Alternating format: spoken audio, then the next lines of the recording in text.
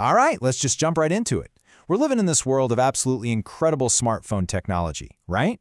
But there's a really strange paradox when it comes to batteries.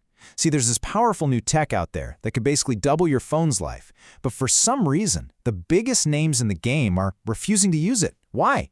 Well, that's the mystery we're going to try and solve today. Okay, so get this. On the left, you've got your typical top-of-the-line flagship phone. Think of an iPhone with a pretty respectable 5,000 milliamp hour battery. But then on the right, you've got a phone from a company like Honor. And here's the crazy part. It's actually thinner than the iPhone, but it's packing a monstrous 10,000 milliamp hour battery. I mean, that is literally double the capacity in a smaller space. This isn't some kind of science fiction. This is happening right now. So, that brings us right to the heart of the matter, the central question of this whole explainer.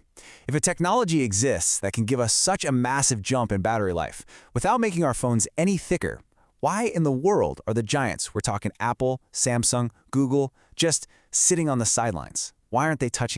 Well, the technology that's making this all possible is called a silicon-carbon battery. The concept is actually pretty simple. In your standard phone battery, they use graphite to hold the energy. But with these new cells, they swap that graphite out for silicon. And here's the key. Silicon can hold way more energy than graphite can, in the exact same amount of space.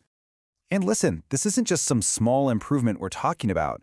Just look at OnePlus, for example. In just 1 year, they went from a 5,400 milliamp hour battery to a staggering 7,300, all because they switched to silicon carbon.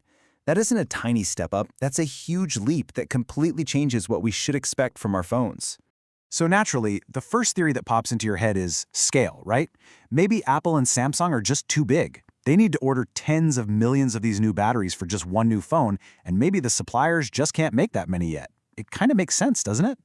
But, that theory falls apart pretty quick when you look a little closer. I mean, massive global companies like Xiaomi and Honor are already shipping tons of phones with these silicon carbon batteries.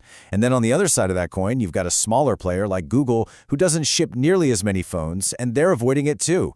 So it can't just be about supply. There's something else going on here. And this is where the real story starts to come out. After doing some digging and talking to some anonymous sources inside these companies, a completely different picture starts to form. The real concern, the one that everybody's worried about behind closed doors, is the physical stability of these batteries, specifically two words: swelling and longevity. The absolute core of the problem boils down to this one pretty dramatic number, 3x.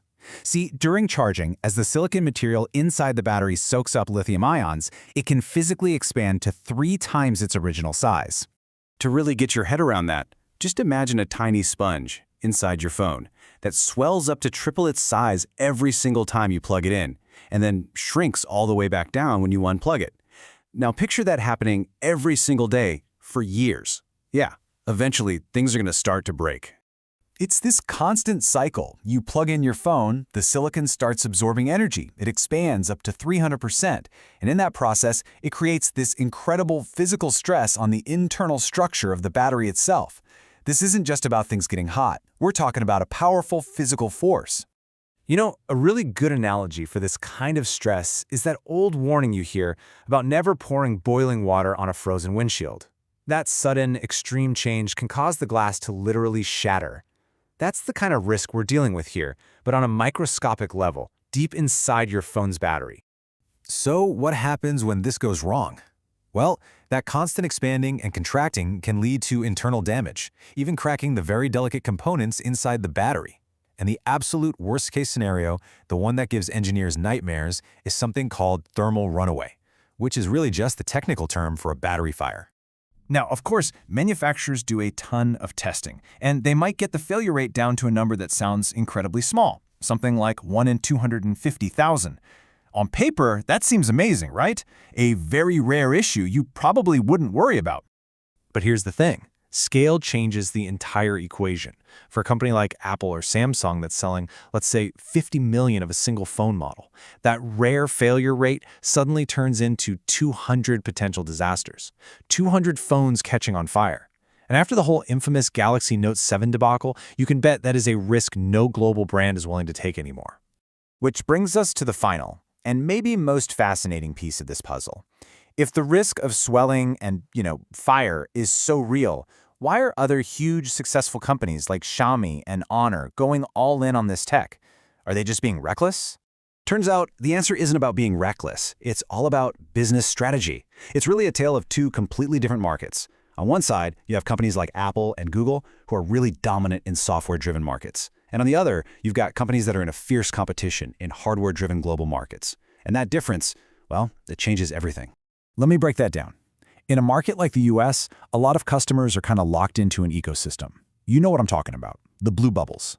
They're not going to switch from an iPhone to something else just for a better battery spec. But in many global markets where everybody just uses apps like WhatsApp, hardware is king. Customers there will absolutely jump ship to another brand for a phone with a 40% bigger battery. For those companies, the competitive advantage is worth the calculated risk. So here's kind of where we are today. For years, traditional lithium-ion was the safe, proven standard. Then, maybe 3 years ago, the first phones with silicon-carbon batteries started to show up.